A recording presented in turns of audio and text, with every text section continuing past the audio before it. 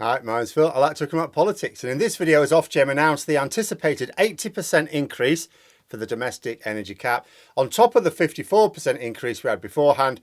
I wonder if the government quite understands just how far they're pushing people in this country. But first, if you'd like to be notified of daily news and politics, please subscribe to the channel and click the bell notification icon. So, I've been sort of used to all my adult life looking at conservatives in government and realising that what they do is they act against the interests of the people, but they push them as far as they can. But lately you've got the idea they either don't know how far they can push people or they don't care. There was a bit of a video doing the rounds yesterday. The new Health Secretary, Steve Barclay, who's pretending to be Health Secretary for this summer, we'll see where Liz Truss puts him. But he was out doing a bit of PR at a hospital, as you do when you're Health Secretary, when he was accosted by a lady furious at the state of healthcare in this country.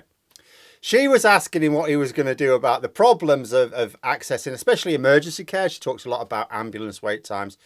Barclay tried to fumble his way through the encounter by talking about a range of measures, including putting more money into certain systems, but the lady was having none of it. She reminded him and the rest of us that were watching that they'd had 12 years in power. They hadn't just come in when someone else has made a mess. They've had 12 years. She said people have died. And that was the main line for me. Because this was, other than that, this was just a member of the public angry at a senior member of the government. Can happen anywhere. It doesn't prove that the general public are angry. I remember that the elderly lady that accosted Gordon Brown. The one he unadvisedly described as a bigot when she'd gone, forgetting there were like 100 live microphones around him. But even though he lost the election, I don't think the public were angry with him like that lady was. They just decided to twist instead of stick. But we know from polling that a lot of people are angry at the government for not only unnecessary deaths, not only long ambulance wait times, because not everyone has to experience that, but a lot of people did have to experience being unable to be with their loved ones while the very head of this Tory government parted in Downing Street. It's why ultimately that head of government is having his final days in office. So just because this lady was angry with the government doesn't tell us anything about the public mood. Polls do, though. And I do wonder if the Tories really understand just how close they must be to breaking point. Because, take Boris Johnson's final days in office. He's going because Tory MPs finally realised that the public anger at his partying while they suffered isn't going to abate. It's not going to go away. It's not going to die down. They realised that the anger was election losing. And yet, look at what's going on now.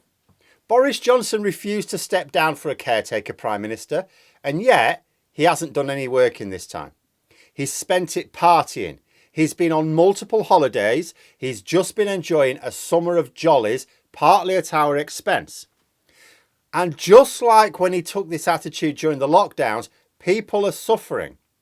Ofgem have just announced the October price cap rise. It was only a week or so ago that Liz Truss loyalists, I think it might be 2 weeks ago, Theresa Coffey, was batting away questions about government support. She was under pressure to say, well, why aren't you offering more? The public are going to need a lot more support. And she justified Liz Truss's position by saying, look, these forecasts for the energy price increase, it's going to be nowhere near that. Nowhere near. Let's just wait and see what it's like. Well, guess what? It's bang on. The average bill is going up 80%, which is what people said. So Boris Johnson prepares to leave office by behaving in exactly the same way as what triggered his downfall. And he still thinks he's going to come back to the top job in a blaze of glory. He's learned nothing. In fact, I'm not sure he's learned any significant lessons in his entire adult life. But he's going.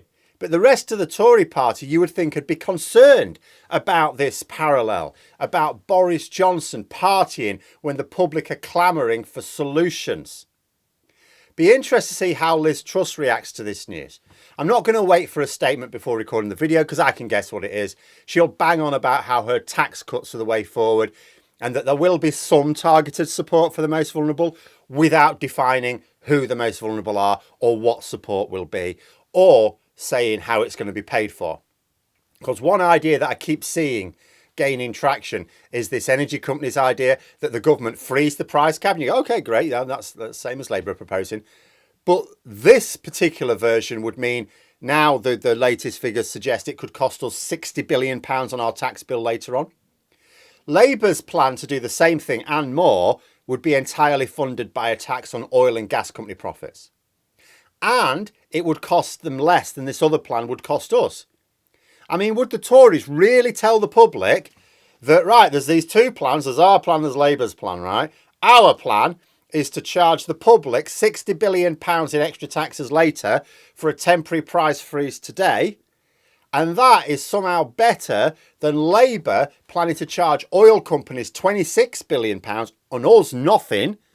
And we get the price freeze as well as better insulation for our homes. If Truss has any serious ambition to win a general election, the last thing she can afford is to be outbid by Labour. I mean, usually it's the other way around. Usually the Tories find it very easy to outbid their opposition because they never intend to make good on their promises. Easy to promise the earth if you're dishonest and have no intention of following through. Whereas the honest politicians, or at least the ones who mean what they say, they have to properly cost it because they're going to do it if they're put in the position where they can. Thing is, it's trickier now though, isn't it? Because not only are the Tories in power, it's way easier for them when they're in opposition, but they're in power now. But there's also a crisis right now. So this isn't a case of promise jam tomorrow, then trigger a sneaky general election to get another 5 years before people realise that tomorrow never comes. The crisis is now. There's no, even if she triggered the general election the day after becoming Prime Minister, there's no way of having the general election before these energy bills go up. You know, the energy bills are going up in 5 weeks' time unless the government do something. And if the government frees them, people will be relieved, but they'll be told it's at a cost of 60 billion quid later on their taxes, when Labour had a costed way of doing it for no extra taxation on the public. Well then. And that's just October's mess. We'll then be heading into winter. Then we'll see how much of the public are as angry as the lady attacking Barclay over ambulance wait times. And that's without even considering the problems of potential major industrial action if the government don't do a great deal more to help people manage the cost of living. Imagine over winter, large sectors of key workers going on strike largely at the same time. I mean, objectively, you would think the government will have to do something, that at the moment it's all rhetoric for the leadership contest. They know they'll have to do something. They've pushed too hard. They've gone too far. Even for a public that doesn't really demand better from our government, we're like the polar opposite to France. The people keep saying, well, why do the British people put up with it? We just do. We grumble. That's what we do. We whine and moan and don't actually do anything. But France go too far, though, I will say. There must be a happy medium. But the problem is that Truss seems to be adopting the same lines as Johnson. She seems more keen on trying to blame some bugger else for the mess rather than actually deal with it. I've said before, it's the job of government to avoid a predictable mess from ever happening and to clear them up when they happen anyway. Like, it makes no difference whose fault something is. When you're responsible, it doesn't matter whose fault something is. You clear it up, you deal with it. That doesn't even enter the conversation for responsible government whose fault it is, other than for a bit of PR for the media. Absolutely, as the government, you deny responsibility yourself. It's not your fault, or it's never your fault. But a responsible government, whilst denying responsibility, fixes it behind the scenes because they know it actually is their responsibility. Problem with the Tories these days is they're very quick on the blame someone else, but they forget that they're still supposed to fix it regardless of whose fault they think it is. And the public aren't going to care whose fault it is anyway. Not when they're suffering, like anyone's suffering with anything. People just want it to stop. They don't care what caused it. They don't care who caused it. They just want it to stop. They vote for governments specifically to avoid days like these. But do the Tories understand that? Or are they just going to keep blaming others while doing nothing and thinking when it comes down to it, people go to the ballot box and go, yeah, our life's crap, it's still crap, but don't worry, the government have said it's someone else's fault, so we'll still vote them in and carry on having crap days that are someone else's fault. Is that what they're thinking? And I was just reminded as well, just to finish off, from a comment on a previous video I was looking at this morning, someone mentioning that Dominic Cummings has described Liz Truss as basically the craziest MP he's met. Now, this could just be another Cummings rant for his own purposes. He does have a habit of trashing anyone he doesn't see as useful to him personally. But it is a genuine view. And if so, are we about to find out what putting someone even crazier than Johnson in charge is going to do to the rest of us.